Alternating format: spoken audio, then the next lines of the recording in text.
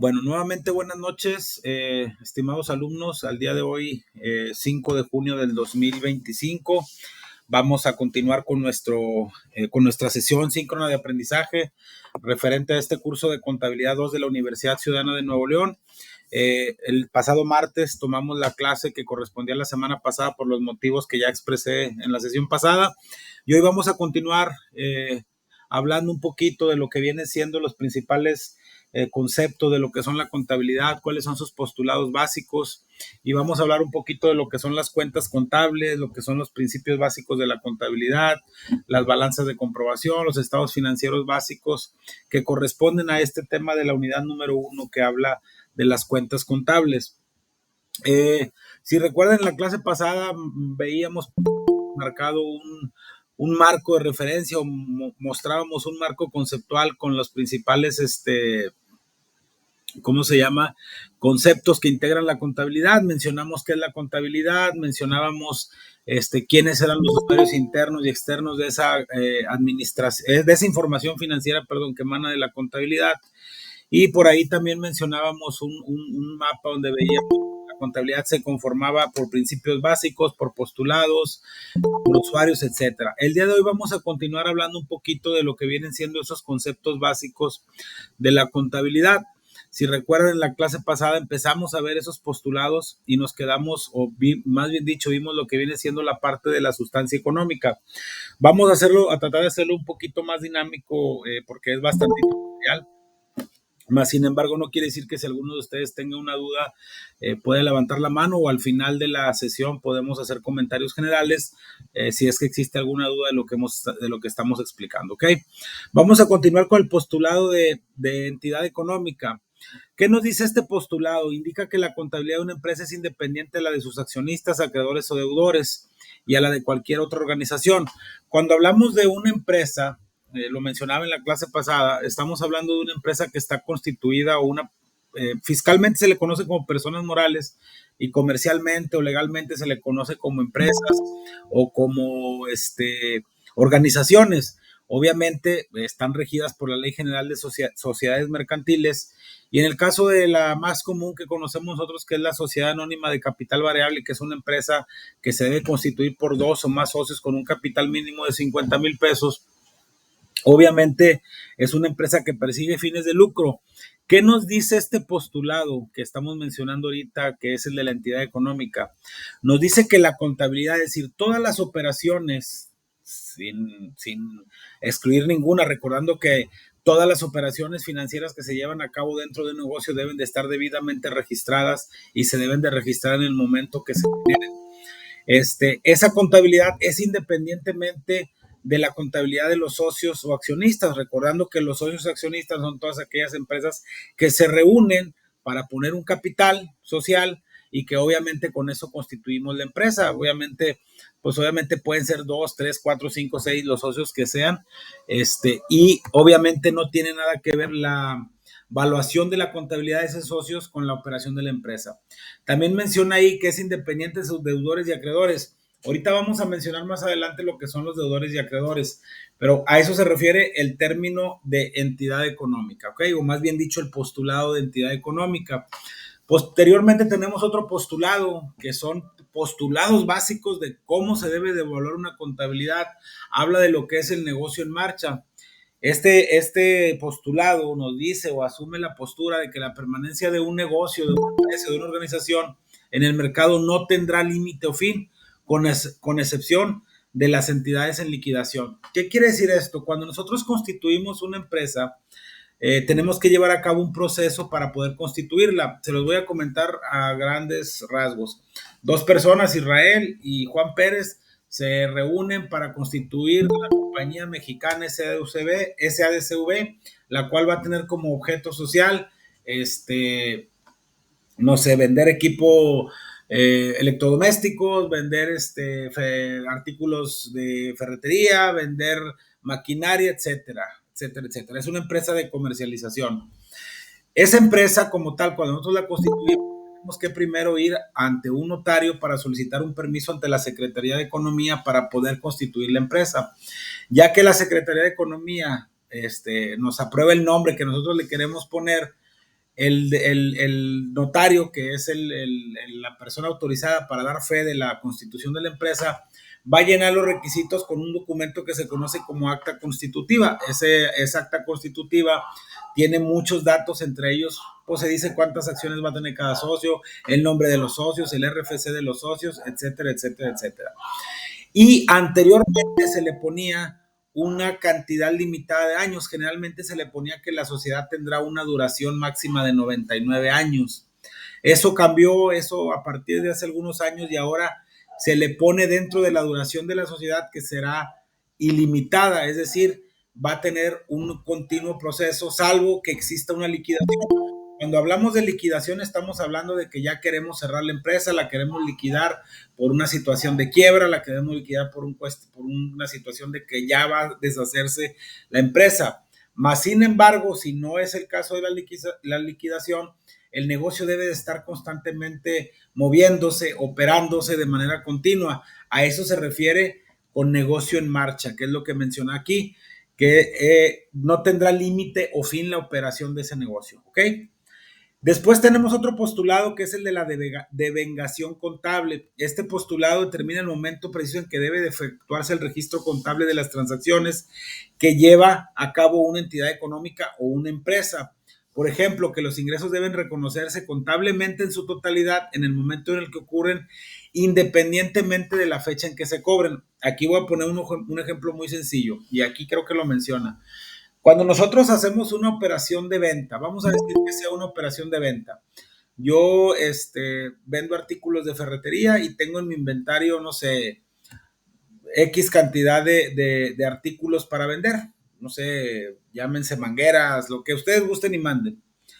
Y yo le voy a vender a un cliente, recordando que tenemos todas las empresas productivas o comerciales, tenemos y que persiguen fines de lucro, tenemos dos socios comerciales, los proveedores, que son los que me suministran ese material, y mis clientes, a los que yo les voy a vender ese material, ese producto o ese bien.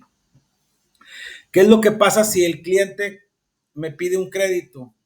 Yo tengo que decirle, ok, te voy a emitir tu factura, te voy a vender 1,000 unidades a $1 cada una, por poner un ejemplo, o a $1,000 cada una, a 100 unidades a $1,000 cada una.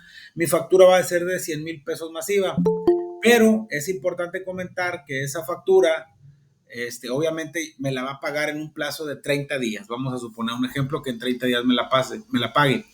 Yo debo de registrar esa venta dentro de mi contabilidad en el momento en que realizo la misma. No me tengo que esperar a que me la pague para que yo la pueda registrar.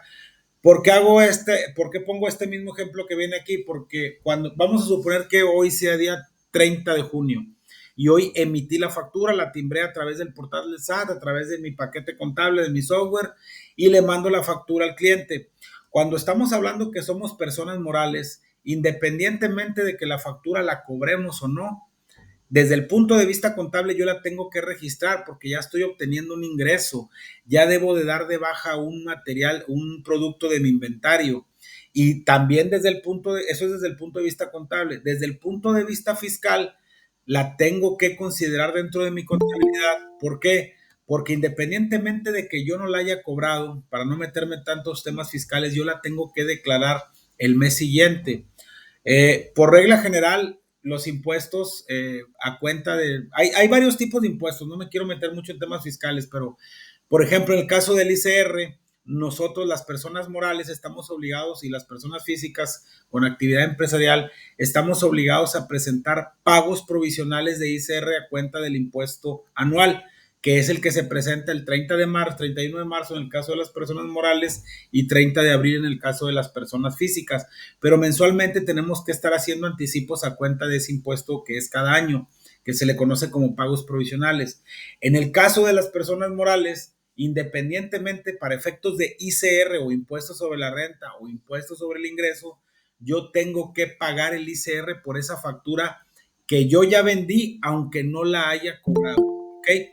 Entonces yo tengo que cumplir con ese concepto de devengación contable para tenerlo en mi contabilidad y que no vaya a tener una observación por parte de la autoridad, ¿sale? A eso se refiere el término de devengación contable. También hay otro postulado que nos habla que nos dice que hay una asociación entre costos y gastos, de costos y gastos con los ingresos. Más adelante vamos a mencionar un estado financiero que se le conoce como estado de resultados o estado de resultados o estado de pérdidas y ganancias.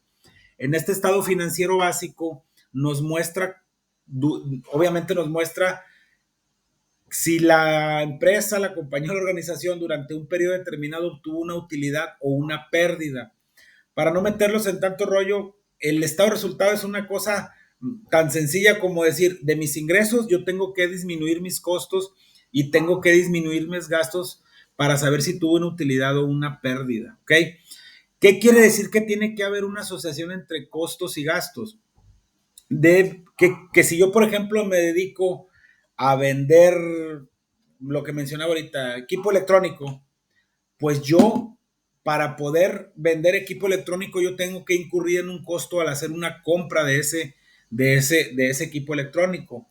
Cuando yo venda la mercancía, voy a obtener un ingreso, pero también voy a tener un costo. ¿Por qué? Porque a mí me costó vender, me costó comprar ese artículo. Y los gastos, obviamente, tienen que ir relacionados con la operación. Existen gastos que se le conocen como gastos operativos, que se seccionan en gastos de administración y gastos de venta, pero el punto principal aquí es que si yo vendo equipo electrónico, no voy a tener costos o compras de cosas que no sean equipo electrónico o que sean otro tipo de material, porque no va a ir relacionado con el giro de la empresa. Así, a grosso modo, eso se refiere el término o el postulado que nos dice que debe de haber una asociación entre los ingresos, entre los costos y los gastos que generaron ese ingreso, ¿ok? Después tenemos por ahí otro postulado que habla de la evaluación. Este postulado establece que los efectos financieros de las transacciones deben cuantificarse en términos monetarios, atendiendo los atributos del elemento a ser evaluado con el fin de captar el valor de la manera más objetiva.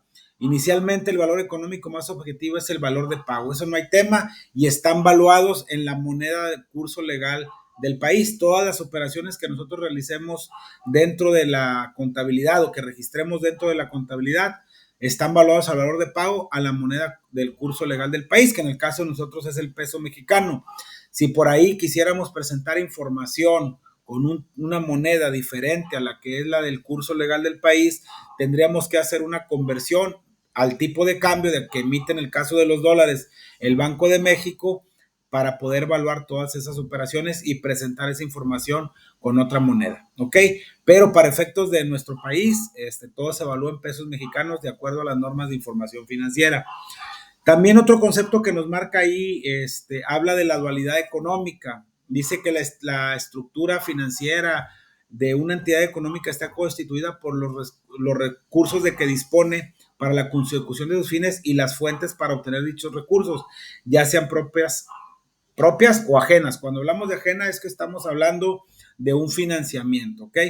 La representación contable dual de una transacción es fundamental para una adecuada comprensión y registro. Es por eso que los estados financieros se incorporan en partidas agrupadas en recursos económicos, que ya les mencioné que son los bienes y derechos, que son los activos, y las fuentes de dichos recursos, que son los pasivos o lo que viene siendo las deudas, así como su capital contable.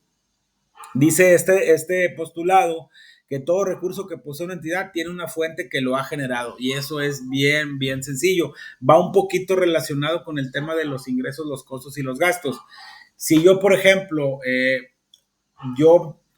hablando de los socios comerciales, si yo voy a tener mercancía a crédito, es decir, que yo compro mercancía a crédito para poder vender la mercancía a mis clientes, si la persona que me lo vende se le conoce como proveedores, esos proveedores me van a dar un plazo de 30 días y a mí yo ya voy a tener un pasivo porque yo ya ingresé un inventario, pero lo sigo debiendo, tengo una deuda con ese proveedor, pero yo le voy a pagar, no sé, a 45 días y yo a mi cliente se lo voy a vender de contado, pues obviamente yo voy a tener ese recurso, pero obviamente pues yo ya sé si se lo pago en 45 días o se lo pago de inmediato. Entonces, todo ese ingreso que se generó al momento de vender el producto tiene una relación también con el pasivo o las deudas que tuve que tener para obtener ese ingreso, ¿ok? A eso se refiere el término de la dualidad económica. Después tenemos por ahí la consistencia.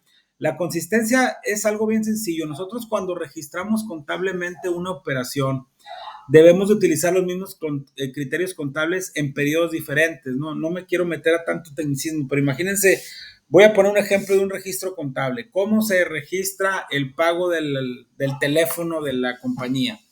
Si la compañía lo va a pagar de contado, pues se carga a los gastos de administración o venta, según donde esté el teléfono.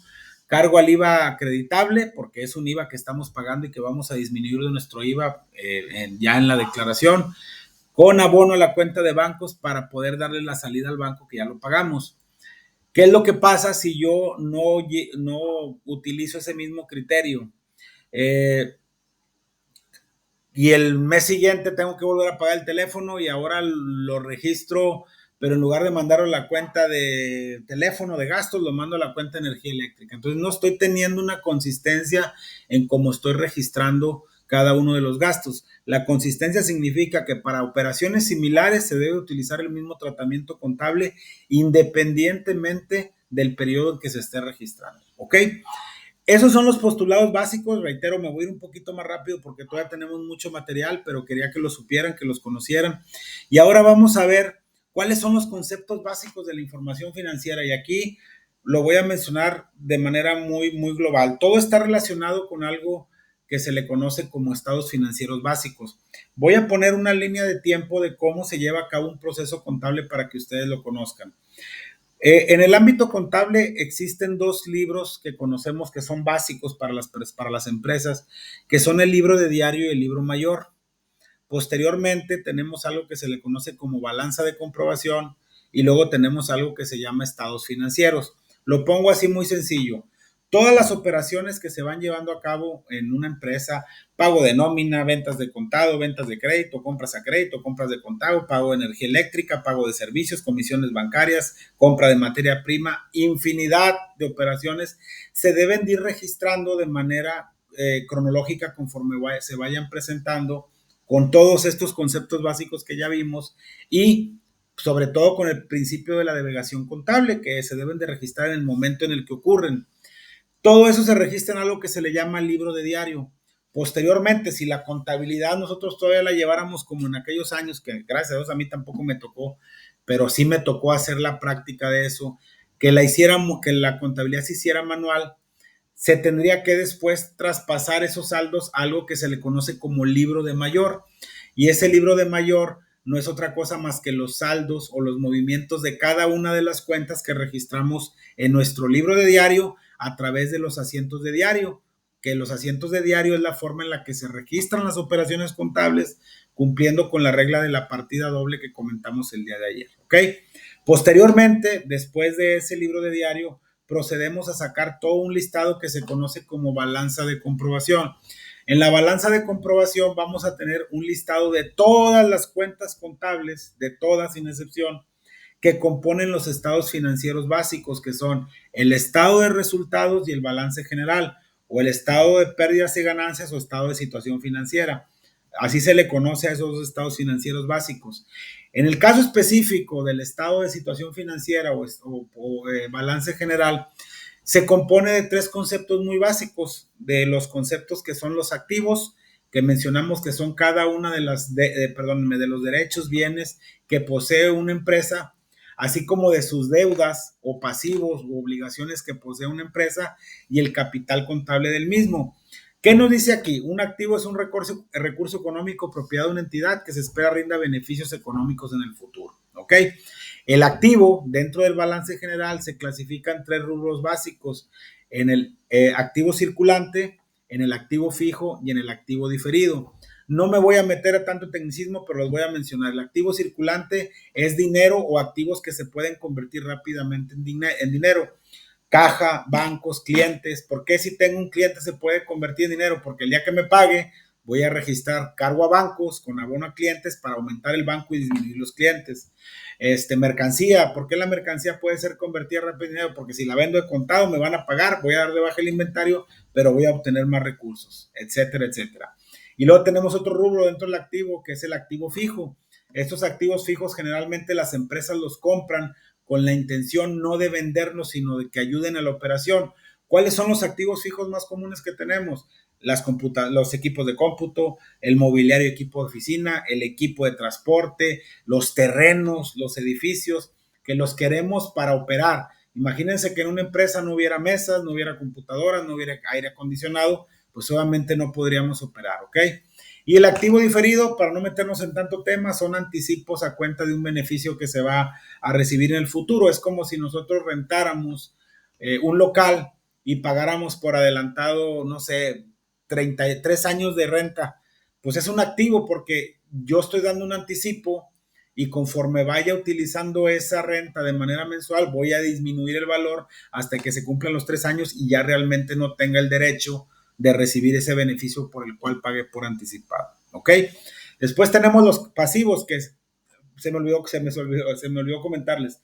Los activos se clasifican en circulante, fijo y diferido de acuerdo a de mayor a menor grado de disponibilidad en efectivo. Los pasivos también se clasifican en circulante, fijo y diferido, pero estos se clasifican de mayor a menor grado de exigibilidad.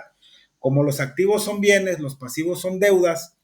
¿Qué pasa si yo tengo un pasivo circulante? Así como tengo una cuenta por cobrar con un cliente a corto plazo, también tengo una cuenta por pagar con un proveedor a corto plazo. Entonces los pasivos, como los proveedores, los acreedores, las cuentas por cobrar a corto plazo, los documentos por cobrar a corto plazo, son obligaciones que yo tengo que pagar en un lapso menor a un año. Si yo pido un préstamo o un socio hace un préstamo en lugar de una aportación al capital social, yo lo voy a registrar cargándole a bancos con abono o a la cuenta de acreedores y voy a tener ese adeudo. Entonces yo tengo que liquidarle en cuanto tenga dinero para poder hacer frente a ese compromiso. Después tenemos los pasivos fijos, que esos son pasivos o deudas a más largo plazo. Si nosotros en las empresas compramos un terreno, un edificio para poder operar y lo estamos pagando a través de un crédito hipotecario, pues como ustedes saben, los créditos hipotecarios generalmente no se liquidan en el corto plazo. Puede que haya inclusive que pasen años, más de 5 o 10 años, por eso se clasifican como deudas a largo plazo, ¿ok? Y el pasivo diferido son todos aquellos cobros, así como tenemos pagos anticipados en el activo circulante, tenemos cobros anticipados en el pasivo circulante, por los cuales estamos obligados a dar un servicio o dar un bien en un futuro. Vamos a suponer el mismo ejemplo, pero al otro lado, que nosotros tengamos edificios y que los estemos rentando y que nuestro rentero en lugar nos diga, ¿sabes qué? Te voy a adelantar 2 años. Le hago un cargo a la cuenta de bancos con abono a la cuenta de pasivo diferido o rentas cobradas por anticipado, y conforme vaya pasando el tiempo voy a ir disminuyendo, mandando a la utilidad la parte correspondiente por ese ingreso que percibí y disminuyendo la cuenta de pasivo hasta que quede saldada. ¿Ok? Y por último tenemos el capital contable. El capital contable, véanlo así, bien sencillo. Si yo dentro de todos mis activos tengo 2 millones de pesos, dentro de mis pasivos tengo 1 millón de pesos o 500,000 pesos, por poner un ejemplo, mi capital contable va a ser de 1,500,000, porque la fórmula para determinar el capital contable es activos menos pasivos es igual a capital contable. ¿Cómo se constituye el capital contable? Con la primera aportación o las primeras aportaciones que hacen los socios cuando constituyen la empresa a través del capital social. Cuando nos dicen van a ser 50 acciones de 1,000 pesos cada una y va a ser un capital de 100,000 pesos. Juan Pérez puso 50,000, Israel puso 50,000. Se hace un asiento contable para registrar en el libro de diario esa operación. Se le carga a bancos por 100,000 pesos con abono a capital social por los 100,000 pesos. Y conforme vayamos operando y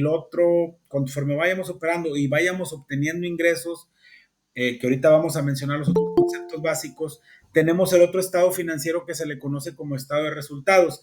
Si del estado de resultados nosotros tenemos una utilidad o una pérdida, esa va dentro de nuestro capital contable, ¿ok?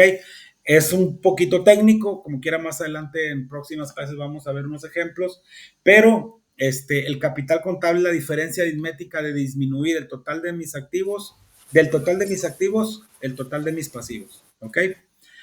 ¿Alguien quiere hacer un comentario? Porque está por ahí abierto el micrófono con toda confianza. Adelante.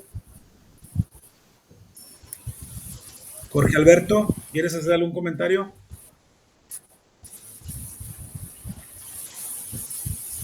Sí, buenas noches, maestro. Ay, disculpe, batallé un poquito para conectarme. Sí, no te preocupes. Pero ya estoy aquí. La sesión en esta ocasión solamente va a ser en jueves por el día de hoy, ¿verdad? Sí, es lo que comentaba yo en la clase al principio de la sesión. Como yo tuve un detalle personal la semana pasada, la clase del jueves, del martes, del martes antepasado, fue la que dimos este martes.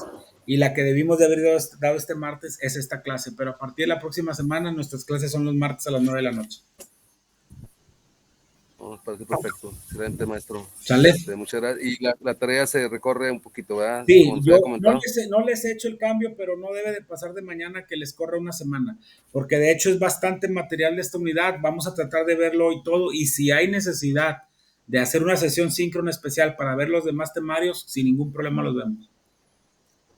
Excelente, le agradezco, maestro. Muchas gracias. Ok, bueno, continuamos. Eso es en cuanto a lo que viene siendo la parte del balance general. Obviamente todos estos conceptos son básicos dentro de la contabilidad de las empresas y las tenemos que considerar. Obviamente hay que recordar que todas estas operaciones o todos estos saldos que vemos en los estados financieros son el producto de lo que nosotros registramos dentro de nuestra contabilidad. ¿Ok?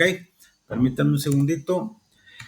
Después, ¿qué más tenemos? Ya aquí lo dice, el pasivo representa lo que la empresa le debe a otras compañías, el capital contable, y a partir de aquí, de lo que son los ingresos, las cuentas de activo, pasivo y capital son cuentas del estado financiero denominado balance general o estado de situación financiera. A partir de aquí, ya los ingresos, los costos, los gastos son cuentas del estado de resultados o son los elementos o los rubros que componen el otro estado financiero básico que es el estado de resultados. ¿Qué nos dice que son los ingresos o las ventas? Son los recursos que recibe el negocio por la venta de un producto o servicio en efectivo a crédito. No quisiera meterme, reitero mucho en términos así muy contables de asientos porque los pudiera confundir un poco. Todo lo que vendamos a crédito y de contado lo tenemos que registrar aquí. Si lo vendemos de contado, lo cargamos al banco. Si lo vendemos de crédito, lo cargamos a la cuenta de clientes. ¿Por qué? Porque todavía no lo cobramos, ¿ok? Entonces, si se fijan, un estado de resultados no es otra cosa más que del total de mis ingresos disminuirle mis costos. ¿Cuáles son mis costos? Si yo vendo artículos electrónicos, el costo de vender es lo que me costó a mí comprar ese material. Si yo tengo un celular que me costó 2,000 pesos, por ley, y esto es bien importante, yéndonos un poquito a la parte fiscal, todo negocio tiene que tener una utilidad. Y de hecho, hasta por la ley del impuesto sobre la renta, nos dice que nosotros no podemos vender por debajo del costo. Imagínense que yo compre un celular en 2,000 pesos, un ejemplo, y que lo venden 1,800. Mi ingreso va a ser de 1,800 y mi costo va a ser de 2,000. Si yo a mi ingreso de 1,800 le resto mi costo de 2,000 pesos, mi utilidad en ventas o mi utilidad bruta antes de disminuir gastos no va a ser una utilidad, va a ser una pérdida. ¿Por qué? Porque estoy vendiendo por debajo de lo que me costó. ¿Ok? Entonces, ¿qué nos dice la ley del impuesto sobre la renta? Que nunca debemos vender por debajo del costo, porque si yo vendo por debajo del costo, voy a generar una utilidad contable y es muy probable que voy a generar una pérdida contable, discúlpenme. Y si genera una pérdida contable, es muy probable que vaya a generar una pérdida fiscal. Ya son temas, reitero, más tributarios, pero cuando generamos una pérdida fiscal, no estamos obligados a pagar el año siguiente el impuesto sobre la renta. Si yo en el ejercicio fiscal del 2024, el 31 de marzo, presenté mi declaración anual y me salió pérdida fiscal, a partir del mes de abril y hasta el mes de marzo del año siguiente, no estoy obligado a pagar impuesto sobre la renta porque mi empresa tuvo una pérdida. Pero esa pérdida no puede ser gestionada o no puede ser generada porque yo vendí por abajo de mi costo. ¿Ok? Entonces, generalmente, ¿qué es lo que hacemos? Lo compré en 2,000 y lo voy a vender en 2,500. ¿Por qué? Porque después de disminuir el costo de la compra que estoy vendiendo, tengo otros egresos o otras deducciones o otros gastos que se le conoce como gastos de operación, que son los gastos de venta y los gastos de administración. Un segundito, creo que por ahí alguien levantó la mano. ¿Alguna pregunta?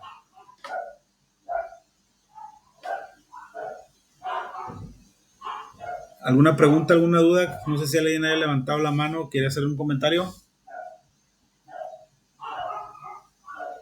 ¿No? Bueno, eh, vamos a continuar entonces. Con toda confianza, reitero, si alguien tiene alguna duda, no importa, nada más háganmelo saber y con gusto lo mencionamos.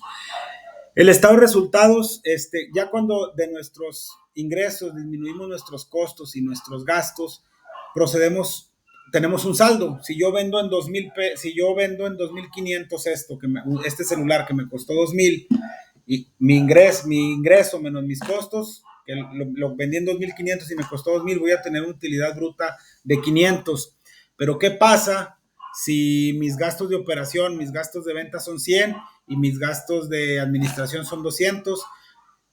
Mi utilidad bruta menos mis gastos de operación me va a dar una utilidad de 200 pesos porque le tengo que restar esos gastos. Entonces ahí estoy generando una utilidad. La utilidad es la diferencia entre el total de ingresos de un periodo y los costos y los gastos que ayudaron a obtener dichos ingresos. Yo no voy a obtener un ingreso si no vendo. Tengo que vender y me tiene que costar y tengo que pagarle los sueldos a través de los gastos de operación a los vendedores, a los contadores, a los licenciados, al conserje, a la de caja, al cobrador, al repartidor, etcétera. ¿Y qué pasa? Vamos a suponer que venda en la misma cantidad 2,500. Mi equipo me costó 2,000, tengo una utilidad bruta de 500 pesos, pero mis gastos de operación no fueron de 500, fueron de 600. ¿Por qué? Porque pagué comisiones, porque me vino mucho de la luz, porque tuve que pagar el IMSS, porque tuve que pagar, no sé, los aguinaldos, porque tuve que pagar, etcétera, etcétera. Entonces, si ya mis gastos son 600, 500 menos 600, no me va a generar una utilidad, me va a generar una pérdida. Ahí sí es correcto que tengamos una pérdida contable porque no la estamos gestionando la pérdida por haber vendido por debajo del costo, sino por nuestros gastos de operación. La pérdida, reitero, es cuando es el diferencial de nuestros, cuando el diferencial de entre nuestros costos y nuestros gastos es mayor que nuestro ingreso. Y la utilidad es cuando el ingreso es mayor que nuestros costos y nuestros gastos, ¿ok? Esos son conceptos básicos que integran los estados financieros básicos, valga la redundancia, que tenemos en la contabilidad. Existe por ahí otro estado financiero que últimamente ha tomado mucho auge, que inclusive los estudiosos de la materia no lo consideran un estado financiero, sino más bien dicho un reporte, que es el famoso estado de flujo de efectivo. En la actualidad, ahorita si recuerdan, mencionamos mucho las operaciones a crédito y mucha de la economía se mueve con operaciones a crédito. Entonces, ¿qué es lo que pasa? Yo puedo vender ahorita infinidad de productos, pero los vendí a crédito y me los van a pagar en 45 días, pero yo tengo que pagar nómina, yo tengo que pagar servicios, yo tengo que pagar gasolina, yo tengo que pagar impuestos. Entonces, el estado de flujo efectivo no nos dice cómo se generó una utilidad o una pérdida, o no nos dice cómo se va, cómo está posicionado financieramente nuestra empresa a través del balance general, pero sí nos dice cuáles van a ser las entradas en un periodo de tiempo y las salidas de dinero o de recursos o de efectivo que vamos a necesitar para cumplir con nuestros compromisos de pago. ¿Ok? Es bien importante. Voy a hacer una pausa. ¿Alguien tiene alguna duda, algún comentario respecto a esto que estamos viendo? Por favor, con toda confianza adelante, sino para continuar con la clase.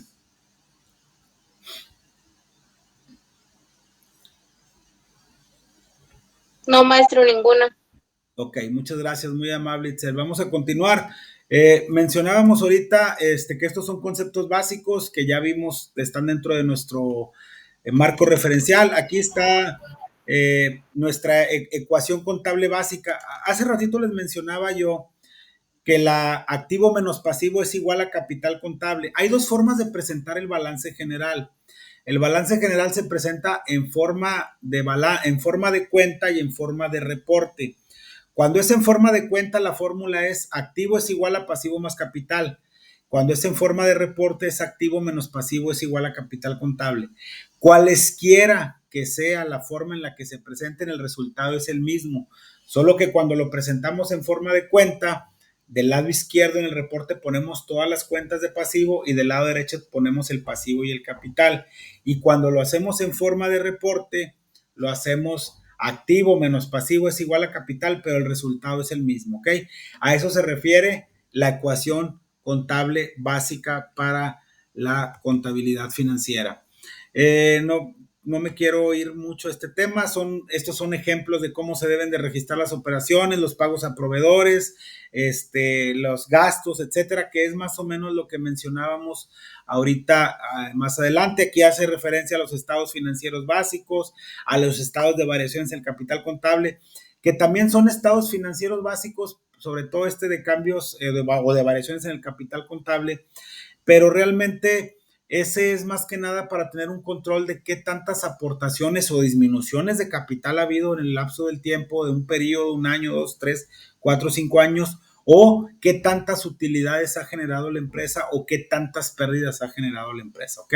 El estado de resultados ya lo mencionamos, el balance general también y el estado de flujo de efectivo, ¿ok? Eso sería respecto a esta literatura. Voy a avanzar con otra literatura que habla de lo que son las cuentas contables.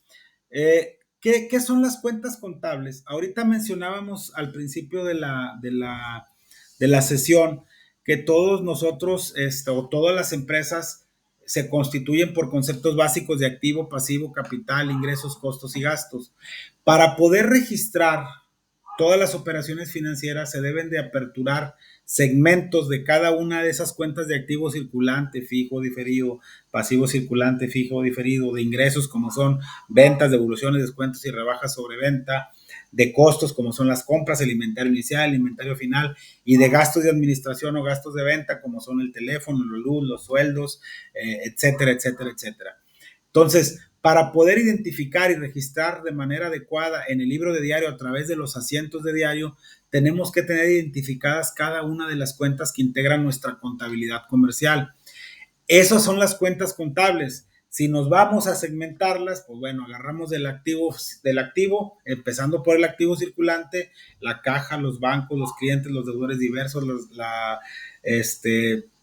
mercancía, los impuestos a favor. Si agarramos del activo fijo, pues son equipo de cómputo, depreciación acumulada de equipo de cómputo, equipo de transporte, depreciación acumulada de equipo de transporte, edificios, depreciación acumulada de edificios, etcétera. Si agarramos activo circulante, tenemos cuentas como las rentas pagadas por anticipado, los seguros pagados por anticipado, la publicidad, la papelería, que puede ser que compremos bastante papelería, pero no la vamos a consumir en el mismo mes.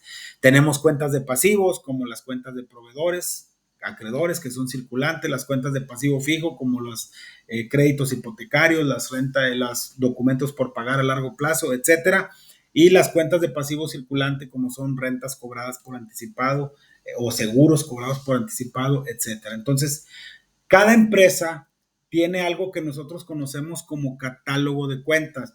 Al principio de la clase les mencionaba yo que en la actualidad es muy difícil que una empresa operativa, sobre todo con los cambios tecnológicos que hemos tenido en materia fiscal, llevemos la materia de la contabilidad, de manera económica o de manera manual. Ya eso es imposible. Hasta la empresa más chiquita tiene un RP que al menos le saca los cheques, le registra en automático los asientos. O imagínense que existiera en las empresas transnacionales, no tuviéramos la herramienta de los software o de los paquetes contables para llevar a cabo dicha registros contables, pues no terminaríamos nunca en el entendido que la información es lo único que debe de estar al día para cumplir con las características de la información financiera, que es la utilidad, que es la confiabilidad y que es la oportunidad o la relevancia que mencionamos en la clase del día de ayer. Entonces, cada empresa mete o desarrolla, más bien dicho, un catálogo de cuentas para registrar sus operaciones a través de los software. Yo les mencionaba, yéndonos un poquito ahorita para atrás otra vez, que existen 2 libros de diario, 2 libros básicos en la contabilidad, que es el libro de diario y el libro mayor. Eso, los software, pues ya lo hacen en automático a través de unos documentos cuando registramos operaciones que se le conoce como pólizas. Las pólizas pueden ser de ingresos para registrar ventas, de egresos para registrar un cheque, de diario para registrar depreciaciones o ajustes, etcétera. Entonces, todas las empresas llevan a cabo esos registros a través de esas pólizas, pero tienen que estructurar lo que le llamamos catálogo de cuentas. En ese catálogo de cuentas, pues vienen desglosadas cada una de las cuentas que nosotros vayamos aperturando y que puede ser tan extenso o tan corto ese catálogo de cuentas dependiendo de dos factores principales.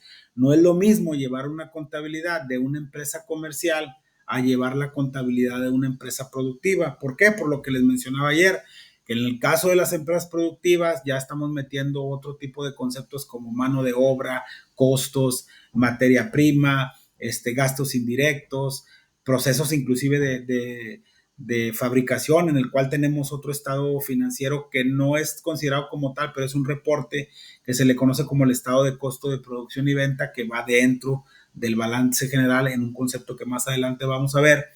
Y pues es diferente la contabilidad. Entonces, cada empresa va a tener su catálogo de cuentas dependiendo de dos cosas: del giro de que se trate, porque reitero, no es lo mismo una empresa comercial que una empresa productiva, y del volumen de operaciones que tengan. No es lo mismo el registro de operaciones que tiene una Coca-Cola, un Telmex, un Ternium, que no sé, una pyme que tiene, no sé, 10 asientos diarios, cuando ellos registran miles de asientos diarios para registrar compras, etcétera, etcétera. De hecho, mucho de esa información ya se registra de manera automática a través de lo que se le conoce en los ERP o en los sistemas como módulos.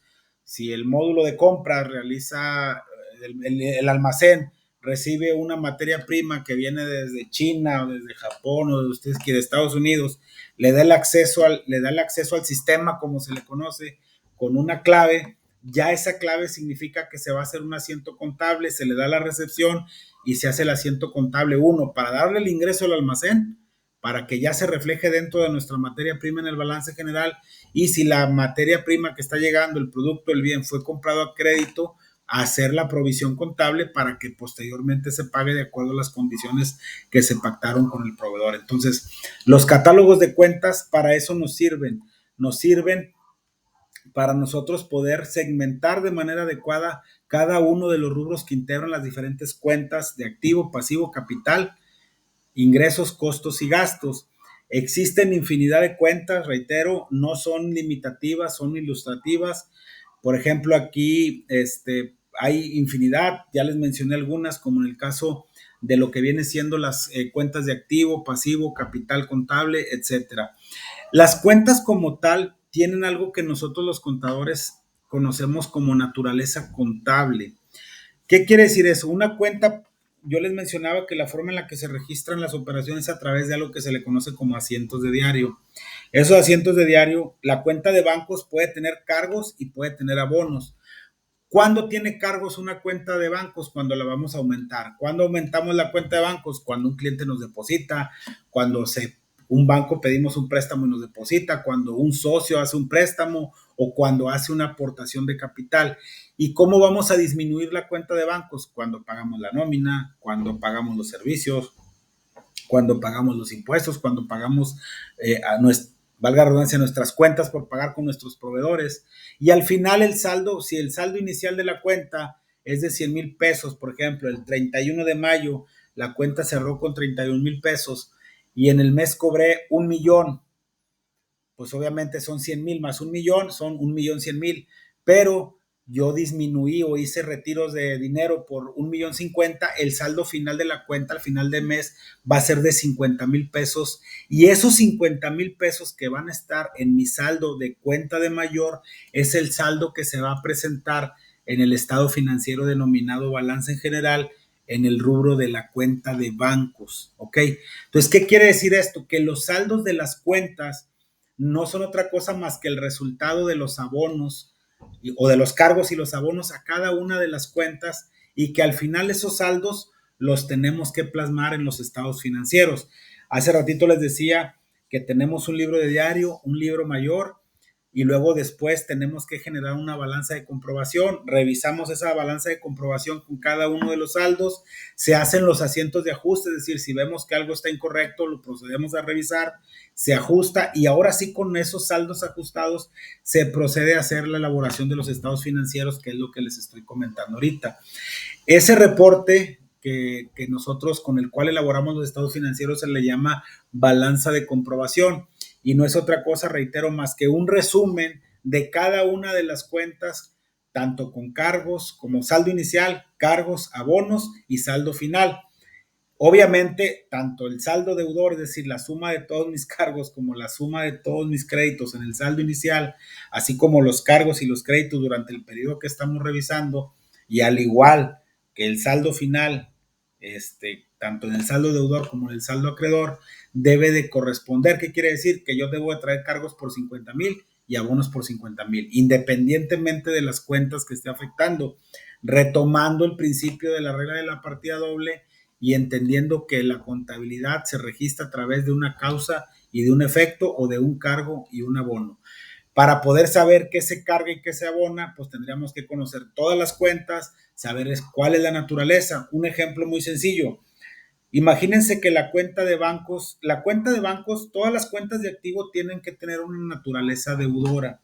¿Qué significa? Que si yo saco nosotros registramos a nivel mayor en algo que se llama cuentas T, que es el saldo inicial más los cargos menos los créditos. En el caso de que sean cuentas de activo, todas las cuentas de activo son de naturaleza deudora. ¿Qué significa? Que al final de un periodo o debe de quedar saldada, es decir, que no tenga saldo, o debe de quedar con un saldo de un bien o un derecho.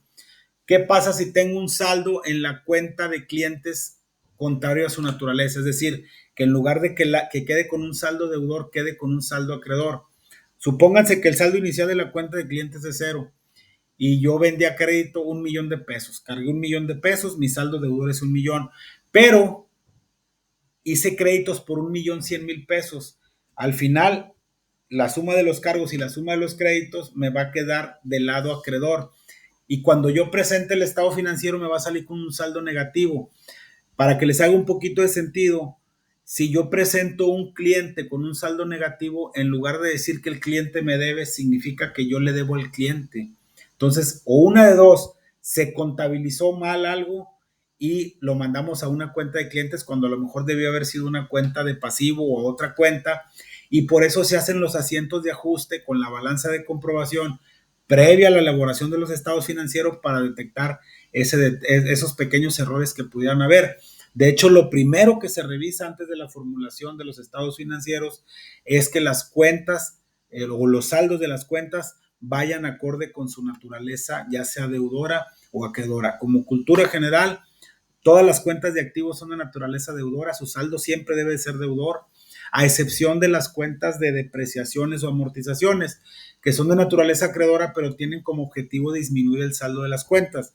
Un ejemplo: yo tengo un equipo de transporte que vale 100,000 pesos, pero ese equipo de transporte se va depreciando a un porcentaje que nos marca la Secretaría de Hacienda de manera anual, o el equipo de cómputo que se deprecia al 30% al año. Entonces yo tengo que ir disminuyendo ese valor. ¿Cómo? Haciendo un registro contable, cargándole a la cuenta del gasto que corresponde donde esté el equipo de cómputo, con abono a la cuenta de depreciación, porque a lo mejor si el activo lo compré en enero, a lo mejor para diciembre, si me costó, no sé, 30,000 pesos la computadora, pues ya me va a valer un 30% menos. Y con esos asientos o esos saldos de naturaleza acreedora, en lugar de tener un saldo de 30,000, voy a tener un saldo de 21,000 pesos, para poner un ejemplo. ¿Ok? Todas las cuentas de pasivos son de naturaleza acreedora, las cuentas de capital son de naturaleza acreedora, a excepción de las pérdidas, que son de naturaleza deudora. Todas las cuentas de ingresos son acreedoras, todas las cuentas de costos y gastos son deudoras, la pérdida es deudora y la utilidad es acreedora. ¿Ok? Entonces, eso se refiere con el concepto de las cuentas. Ya aquí inclusive habla de los esquemas de mayor, el catálogo de cuentas que ya mencionamos, las cuentas de activos. Si se fijan, le dan una leyita ya a la literatura. Las cuentas de activo son pasivos circulantes como caja, banco, documentos, lo mismo que mencionábamos ahorita. Existen cuentas de pasivo o no, de activo no circulante o activo fijo, pasivos circulantes, pasivos no circulantes, etcétera, etcétera, etcétera. Las cuentas de capital, que se constituyen por las pérdidas y ganancias, las aportaciones de los socios o las utilidades o la reinversión de las utilidades. Las cuentas de ingresos, como son ventas brutas, devolución, descuentos y rebajas sobre venta, costos como el inventario, los descuentos, devoluciones, compras, etcétera. Los gastos de venta, gastos de administración. No lo mencioné, pero dentro del estado de resultados también hay otro concepto que se llama otros productos y otros gastos. Esos otros productos u otros ingresos pueden ser aquellos ingresos que no van con la operación de la compañía, como la utilidad cambiaria, otros gastos como la pérdida cambiaria, la venta de activo, una pérdida en la venta de activo fijo, que se registran en este rubro porque no son ingresos propios de la operación y no son gastos propios de la operación. Si lo quisieran segmentar, pues digo, a final de cuentas es un ingreso y un gasto, ¿ok? Y también se suma y se resta dentro de ese estado de resultados. Entonces, la cuenta no es otra cosa más que un segmento de cada uno de los rubros que integran los estados financieros básicos. Lo que mencionaba ahorita de las cuentas T o los esquemas de mayor, deben de ser destinados para registrar, como su nombre lo dice, a nivel mayor cada uno de los saldos de las cuentas principales que integran los estados financieros. Obviamente, si tenemos un catálogo de cuentas muy extenso, generalmente un catálogo de cuentas o la estructura de un catálogo de cuentas es una cuenta, subcuenta y subcuenta. Y obviamente les decía yo que se pueden abrir infinidad de cuentas. Un ejemplo muy sencillo. Cuando yo presento la cuenta de clientes en el balance general, pues de ahí me dice que los clientes me deben 2 millones, pero yo puedo segmentarlos en mi contabilidad de manera de decir cuántos clientes son nacionales, cuántos son extranjeros, etcétera. La cuenta de bancos, yo puedo decir, ok, tengo bancos en moneda nacional y tengo bancos en dólares, pero en los saldos de las cuentas de bancos tengo a Banorte, Banamex, no sé, Santander, Scotiabank, etcétera. Y en la cuenta de bancos extranjeros tengo al Chase Bank of Texas, tengo el BBVA Compass en Estados Unidos, etcétera. Entonces, todo se agrupa a nivel mayor, independientemente de que tengamos sus subcuentas. El último nivel de cuenta es el que se afecta en las pólizas y es el que lo agrupa en el esquema de mayor, del libro de diario al libro mayor, que es lo que les comentaba hace unos instantes, ¿ok? Hasta ahorita, ¿alguna duda, algún comentario respecto a este tema de lo que vienen siendo las cuentas contables? Ya estamos por terminar la sesión. Abro los micrófonos para que si tiene alguna duda, por favor me la hagan saber. No, profe, ninguna. Bueno. Ok, ¿alguien más? ¿Algún comentario, alguna duda? Con toda confianza. Todo claro. Ok, muy bien. Miren, vamos a dar por terminada la sesión del día de hoy. Reitero, es bastante material.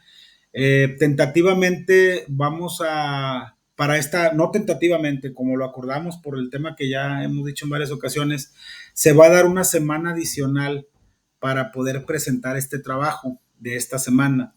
Pero como todavía quedan puntos por ver, la próxima semana, el martes, vamos a iniciar con la unidad número 2. Creo que si mal no recuerdo, hoy vamos a ver los elementos del costo, que es materia prima, mano de obra y gastos indirectos. Pero me gustaría dar otra clase respecto a esta unidad, porque todavía nos faltaron temas. También por eso estoy corriendo un poquito más la semana. El martes, tentativamente, si Dios no dispone otra cosa, vamos a empezar nuestra unidad 2 y yo en el transcurso de aquí al lunes les voy a decir qué día voy a dar la sesión para continuar y terminar esta unidad 1 para ver todo el material completo y ya vemos si la damos en vivo así como ahorita o se la subo grabadas dentro de la plataforma para que ustedes la vean. ¿Ok? ¿Les parece? Sí, profe, muy bien. Okay. Sí, profe. Sí, profe. Sí, profe. Adelante, Eduardo. Sí, está bien. ¿Alguien tiene una duda? Por favor, con toda confianza. Mejor que nos la dieran vivo para poderla entender mejor. Ok. Si me llegas a salir alguna duda, pues puedo preguntar. Ok, sin ningún problema. Entonces, nada más denme oportunidad. Ya con esta clase estamos pendientes al día de hoy. Como quiera, independientemente de que me atrasé por el tema que ya les comenté, yo quería dar otra sesión porque es bastante material de esta unidad. Entonces, denme oportunidad para poderles dar la última sesión. Vamos a tratar de que sea... vamos a tratar de que sea el lunes para que ya el martes empecemos de lleno con la unidad 2. Nada más denme oportunidad y yo les confirmo más tardar el sábado, si es el lunes a la misma hora a las 9 y el martes empezamos con la unidad número 2. ¿Les parece? Sí, profe. Sí, profe, está bien. Muy bien, perfecto. Bueno, Perdón, maestro, ¿por qué medio nos confirmaría? yo les voy a mandar un mensaje. ¿Por qué medio? Yo les voy a mandar un mensaje masivo y les voy a poner por medio del presente, les informa que la clase adicional para completar los temas vistos en la unidad número 1 se dará el lunes, si mal no recuerdo que es 9 de junio, a las 21 horas. Como quiera ustedes, cuando entren en la plataforma, váyanse a la unidad al foro de sesiones síncronas y ahí ya va a estar programada la clase. ¿Sale? Perfecto, claro que sí. Muy bien. Bueno, reitero, es bastante material y no me quiero meter mucho en tecnicismos. Espero la clase haya sido de su agrado. Vamos a vernos el próximo lunes para continuar con esta unidad 2 y ya meternos ahora sí en tiempo y forma con lo que es la unidad número... Terminar esta unidad 1 y empezar con la número 2, que habla de los elementos del costo, que va muy relacionado con el tema de los inventarios dentro del balance general, y traerme unos ejemplos de balance general para que ustedes los vean y explicárselos más a detalle. ¿Sale? Les agradezco mucho su atención y nos vemos el próximo lunes y el martes, y por lo pronto esta sesión ya va a estar grabada para que aquellas personas que no se pudieron conectar la visualicen en una media hora más. ¿Sale? Muchas gracias, maestro. Buenas noches, maestro. Gracias, profe. Gracias, saludos. Igual. Gracias, hasta luego. Gracias, saludos.